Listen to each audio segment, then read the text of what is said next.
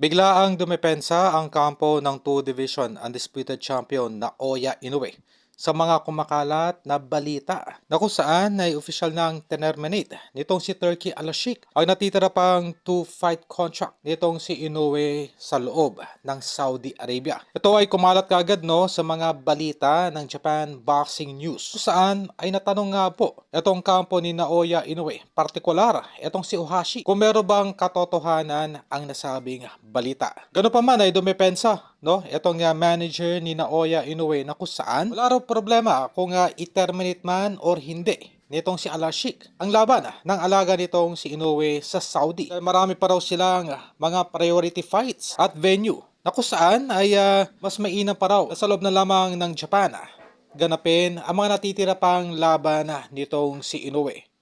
Subalit ay nagbigay nga po ng option itong tumatayong manager ng nasabing The Monster. Ay willing ito lumaban at bumalik uli ng Saudi kung ang makakalaban nito ay pang tune up lamang. Okay? Lalaban pa ito sa non-title fight.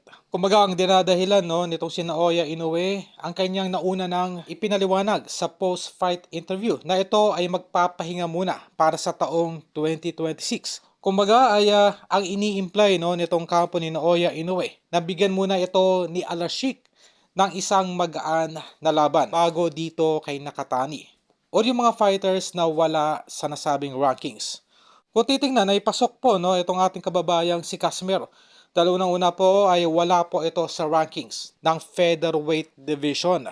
Ay nasa mga kamay na po ni Turki Al-Sheikh ang desisyon request nitong si Naoya Inoue na ibigay sa kanya kahit sinong fighters, wag muna dito kay Nakatani. Ito yung pinakamagandang timing.